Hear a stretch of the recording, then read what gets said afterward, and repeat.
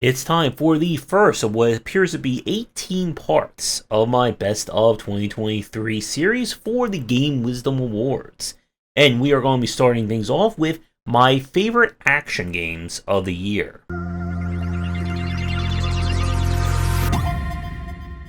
Before we get to the top 5, it's time for some runner-ups. These are the games I enjoy, but not far enough to get onto the Best of list. And we're going to kind of go with the rapid fire approach.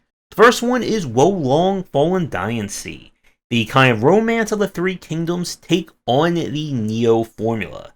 Pretty solid despite lots of bugs, technical issues, and fighting Lu Bu, but at some point, once they released the super fancy everything edition with everything been patched, updated, and balanced, it'll totally want to go back to and get beaten up again and again.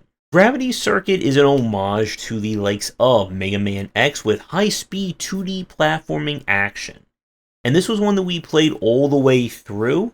It did have some difficulty spikes, and there wasn't really anything I would say is unique or goes above and beyond for the genre, but still a fantastic take for modern retro fans looking for a little bit of difficulty with their high-stakes action. For the last runner-up, it is Yakuza Like a Dragon, Gaiden, lots of names in the subtitle of it. This is, of course, an appetizer for everyone before Infinite Wealth comes out in 2024, with once again Kazuma Kiryu going around looking stoically beating people up, this time with spy gadgets. Oh, once again, a whole lot of game to this one, and unfortunately, a little too much game to really get into with everything else I'm doing. So unfortunately, it is going to be one I'm going to have to go back to at some point in 2024, which unfortunately means I didn't really get a chance to give it too much of a play, and why it ends up on the runner-up list here. This year seemed to be very action-heavy, as I had quite a number of games on my list. Almost, I think, 20, maybe even more than that, of different action titles of varying shapes, sizes, and degrees of punching and slashing.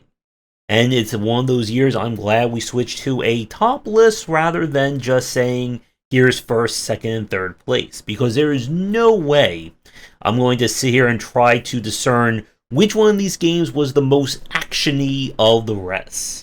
So the first game on the list is one that came very much out of nowhere to a surprising amount of success and proof that a great studio can certainly pivot in any number of directions, and that is Hi-Fi Rush, the latest game from Tango Gameworks, whose previous titles included dark, disturbingly violent, super gritty style games like The Evil Within. So they followed that one up with one of the most brightest, cartoony, just high-fidelity action games that we've seen in some time. The use of rhythm to create this kind of like undulation to the world itself was a fantastic touch. The cutscenes and writing were phenomenal, and the combat certainly was solid all the way through.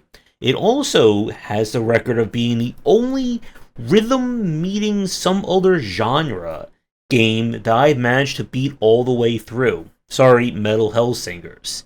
Just a fantastic game. If you somehow missed this one and you like action with a lot of music to go along with it, definitely check this one out.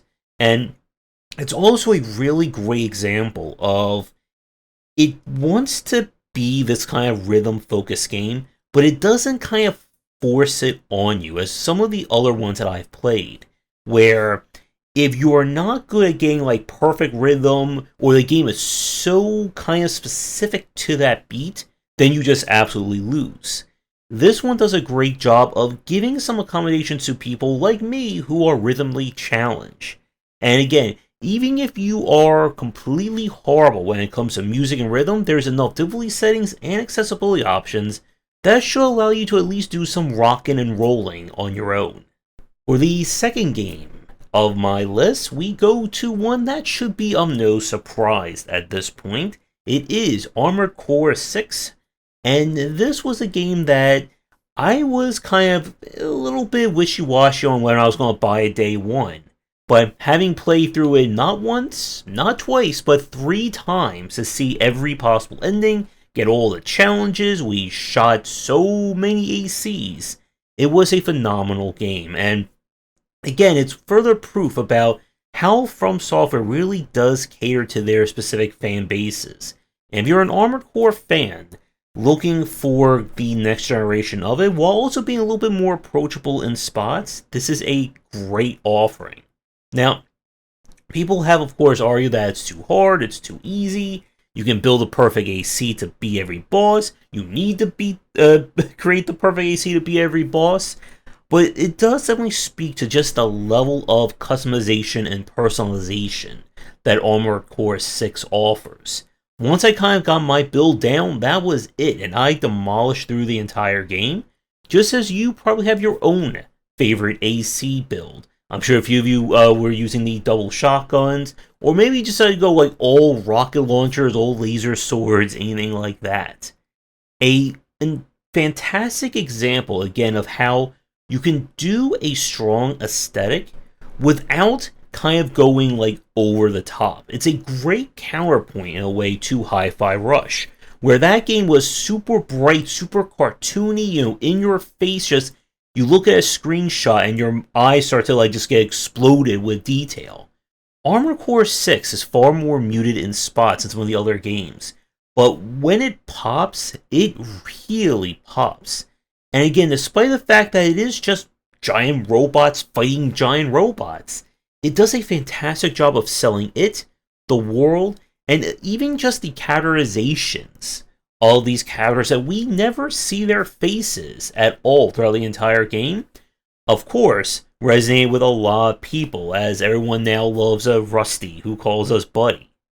Again, phenomenal action game with a boatload of customization, and I hope that this does inspire From Software not only to make more content for it, but to not wait so long for our next AC trip.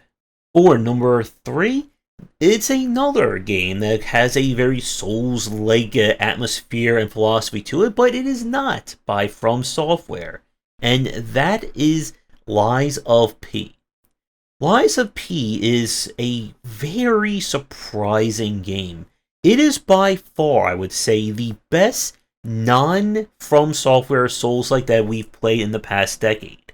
It is a game that I would love to speak to the developers about, how they came up with the world, the design, kind of where their background was. Because if this is the first kind of action game from these developers, this is a phenomenal step forward for them. Really great use of aesthetics, giving us the most beautifully handsome, Souls-like hero we've seen to date, with a variety of enemies and design. Now, it is not perfect by any means, and I do hope with the kind of super duper sequel bait they had at the end of it, that if we do in fact get that sequel, they do make some of the parry windows, just some of the general camera systems a little bit easier or just a little bit clearer. Still, a really great example of how you can do the Souls-like Soulsborne formula in its own different way without 100% copying that of From Software. And if you somehow miss this one, if you enjoy the Souls-like design, this is an easy recommendation. Just make sure you are not easily frustrated. Although if you've played all the Souls-likes, then that may not be too much of a concern. For number 4 of this list, we have a game that took the whole idea of push-forward combat and turned it into kick-forward combat with On Guard. A game that started out as a student project that came out to not exactly a huge fanfare, but still a fantastic take on the third-person action genre that feels just long enough to get its point across, no point intended, but without kind of overstaying its welcome.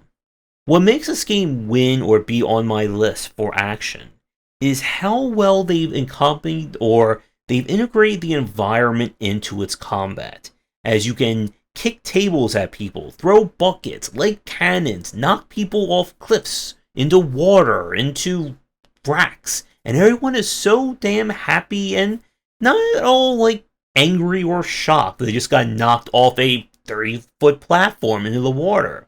Definitely going for like 80s, 90s like action movie vibes with it, with a pretty solid story. This is a great game to play if you're looking for a different take on action design. One that it is only as hard as you can make it, and one that does a lot with a very specific set of verbs for its action. While it may not reach the heights of Doom Eternal's Rip and Tear, still one of the best takes on this just like Errol Flynn simulator style of combat. And for our last game, or number 5 on this list, we have an unusual entry with Clash Artifacts of Chaos. This is the latest game from Ace Team, who, once again, if you know them, you know that they do not do anything normal or by the book. This is a Souls-like dice game, martial arts survival simulator. Yep, that explains it perfectly. In this world, you are once again returned to the strange land from Xenoclash, where everyone either wants to talk you to death, punch you to death, or play dice games to death. It is a very unusual take on the genre, and while it's probably the most like jankiest of the action games on this list, the uniqueness and kind of strange world that you explore here kind of elevated beyond those issues. There's a day-night cycle where during nighttime things are more dangerous, but more the routes are open. You'll collect various dice and tokens you can use for a dice game before you and your opponent proceed to beat the you-know-what out of each other. There's a lot going on here in terms of its aesthetics and story, and it's one of those games that it will either click with you or it will not. And if it does click with you like any of the other titles from Ace Team, then you're going to have several hours of a lot of weird and wacky enjoyment. Alright, that is one for the books. There's still plenty more to go, and yes, we are going to be going beyond the end of 2023 to get this list done. But let me know what you think in the comments down below, and come back tomorrow for part 2. That's going to do it for today's video. Thank you so much for watching. Be sure to do the YouTubing stuff people tell you to do. If you're interested in more of my thoughts on design, check out my books wherever they are sold. Visit our Discord and Patreon, and come back for daily discussions on game design here, and on game wisdom, where you some of the art and science of games.